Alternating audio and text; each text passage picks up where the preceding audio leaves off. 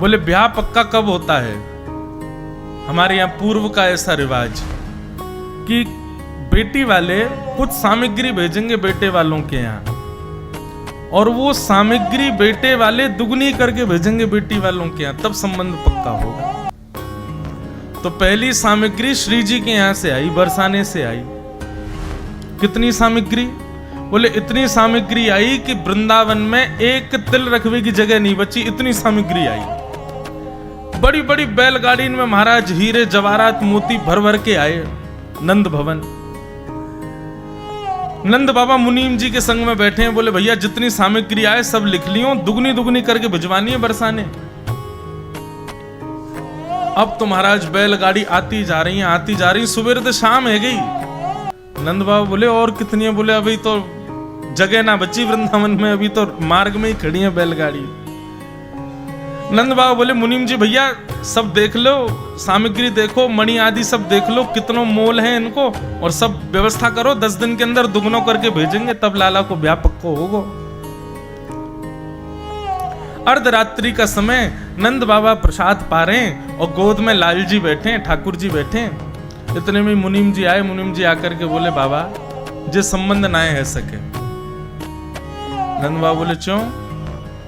बोले बाबा अभी एक बैलगाड़ी की एक मोती की माला को मैंने मोल निकालो तो आपकी 9 लाख गैया बिक जाएंगी, पूरा नंद भवन बिक जाएगा, वृंदावन बिक जाएगा एक माला में।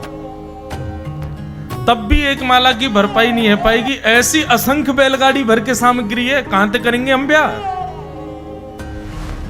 नंद बाबा बोले तो कहा करें? बोले कल यथावत जितनी सामग्री है सब वापस बरसाने भेज दो, और ब्रजभानु जी तो मना कर दो। बोले भैया ये ब्याह ना है सके। ठाकुर जी गोदी में बैठे बैठे और मुनीम जी को घूर रहे हैं। बोले दारी के मेरो ब्याह तुड़वावे आयो है। नंद बाबा मुनीम जी बात कर रहे, इतने में ठाकुर जी उठ के भागे और एक बैलगाड़ी की एक माला लेकर के ठाकुर जी कहीं चले गए। दूसरे दिन सब सामग्री वापस करवे को समय आयो। मुनीम जी सब गिन लो, जितनी सामग्री आई उतनी है कि नहीं? मुनीम जी सब गिनते जा रहे हैं। हाँ भाई इतने मोती हैं, इतने हीरा हैं, इतने ये हैं, सब इतनी बैलगाड़ी हैं, सब गिनते गिनते मुनीम जी बोले भगवान सबका छुआ, लेकिन एक मोतीन की बैलगाड़ी में से एक माला गायब है, वो नहीं मिल रही है। नंद बाबा सिर पे हाथ धर के बैठ गए। बोले दुगनो करनो तो दूर की बात, जितनो आयो उतनो भी ना पहुंचा पा रहे वापस।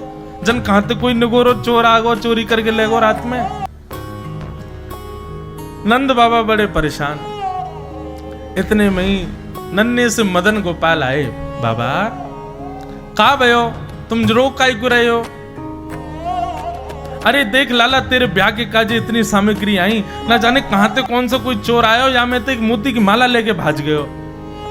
कहा करें, हम तो मुंह दिखावे लायक भी नहीं बचे, ब्रजभानु जी कहां सोचेंगे हमारे बारे में। ठाकुर जी बोले बाबा चिंता क्या कर रहे हो, बा माला है तो मैं लेके चलोगो। ठाकुर जी बोले कहां लेके गए हो? अरे बाबा कल मुनीम जी कह रहे हैं ना हम पे सामग्री इतनी नहीं है कि हम दुगनों करें, तो मैंने अपनी बुद्धि लगाई। मैंने सोची कि हमारे नंद बाबा बीज लेके आवे और खेतन में बो दें, सोई बीज में तो अनेक फसल है जाए, दुगनी दुगनी है करके फिर महाराज दुकान में हम लोग जाके बांट दें हमें। मैंने सोची जब मोती हीरे जवाहरात कम पड़ रहे हैं तो इनको भी बोए दो, इनके वृक्ष प्रकट हो जाएंगे, पौधा आ जाएंगे, उनमें फल रूप में ये भी लग जाएंगे। नंद बाबा बोले बाबड़े कहा करके आयो लाला, ये कोई मोती बोवे तो होवे थोड़े ही है, अमुक दिखा तो सही कहां बो के आयो है। ठाकुर जी उंगली पकड़ करके नंद बाबा को ले गए। आज भी बंधुओं वो गांव, वो स्थान विद्यमान है नंद गांव के पास में। ठाकुर जी लेकर के गए। नंद बाबा ने जैसे ही खेत में जाके देखो तो मोती हीरे जवाहरात मणियों के बड़े बड़े वृक्ष लगे हैं और उन पर फल रूप में मोती मणि और सुंदर सुंदर आभूषण लटके हुए। नंद बाबा तो देख करके हैरान है कि बोले लाला जी कैसे भयो? बोले बाबा वो मत सोचो कैसे भयो, मेरो ब्याह पक्को कर दो, ये सब दुगनो दुगनो करके भिजवाए दो, मेरो ब्याह कराए दो। तो ऐसे कहीं कहीं ब्रज के ग्रंथों में, कहीं कहीं गर्ग संहिता में, कहीं कहीं ब्रज के साहित्य में किशोरी जी के साथ ठाकुर जी का विवाह संपन्न हुआ, ऐसा भाव। वैसे बंधुओं एक बात कहें, लोग कहते हैं महाराज जी ठाकुर जी का रुक्मणी जी से ब्याह हुआ, किशोरी जी से ब्याह बातें करनो पड़े जाते ना होवे, जो अपनों ही है, जो हमारो ही है, वाकू ब्याह करके दिखावे की कहा आवश्यकता। श्री जी ठाकुर जी से भिन्न नहीं है, श्री जी ठाकुर जी से अलग नहीं है, श्री जी तो नित्य ठाकुर जी की हैं।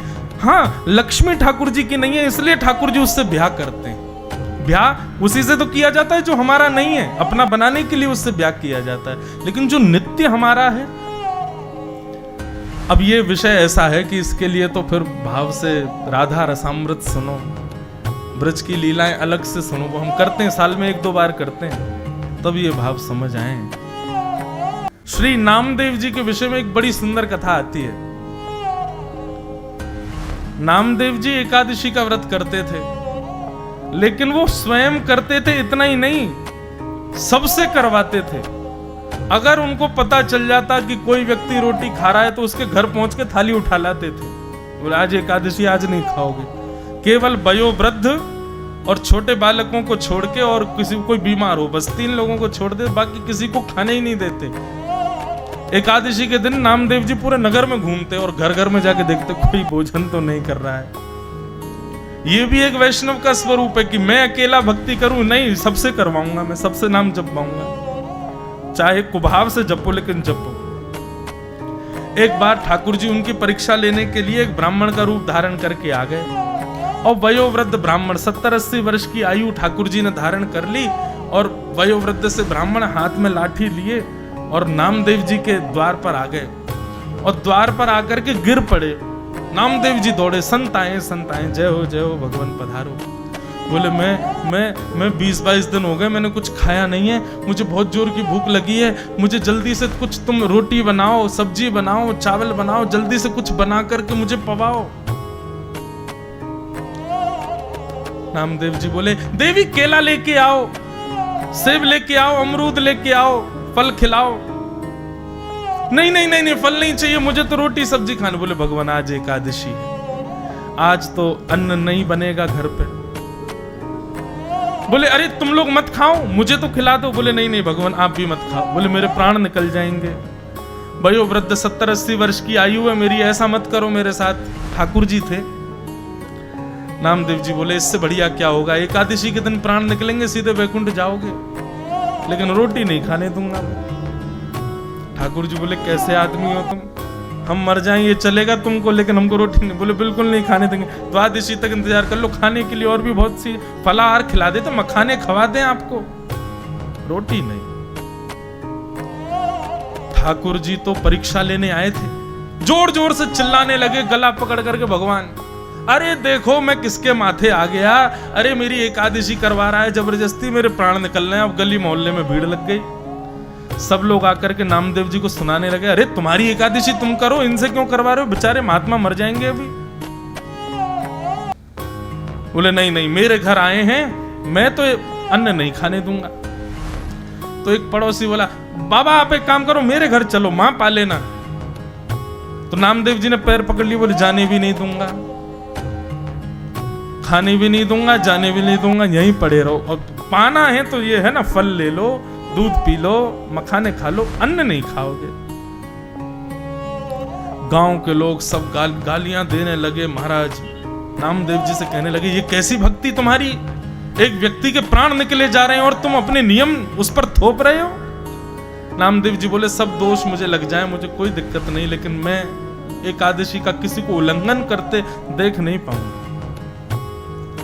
ठाकुर जी बोले अब ब्रह्मास्त्र चलाना चाहिए। अभी तक तो ठाकुर जी तड़प रहे थे, अब ऐसे स्थिति हो गई और निकले, प्राण निकले, मेरे प्राण निकले, बस निकलने वाले हैं। आहा अब तो मेरा हाथ पांव कांप रहे, अरे मेरे प्राण निकलने वाले हैं। सब मोहल्ले के लोग कह रहे नामदेव मान जाओ, बेचारों को कुछ पाने दो। नामदेव जी बोले नहीं भैया, एकादशी फल खिला दो। और अंत में ठाकुर जी ने ऐसी एक्टिंग करी कि वो जिस रूप में गए थे उनके प्राण निकल ही गए। गली मोहल्लों के लोग कहने लगे राम राम राम, ऐसी एकादशी का क्या फायदा नामदेव, प्राण निकल गए उनके तुम्हारे घर पर, दोष लगेगा तुमको, तुम्हारी भक्ति व्यर्थ है, तुम जबरदस्ती करवाते हो सबसे। नामदेव जी के नेत्र सजल हो गए। अपनी पत्नी से बोले, देवी अपराध तो लग गया हमको। भले ही ठाकुर जी के एकादशी के नियम का पालन का ही सही, लेकिन लगा तो है। एक संत के प्राण निकल गए।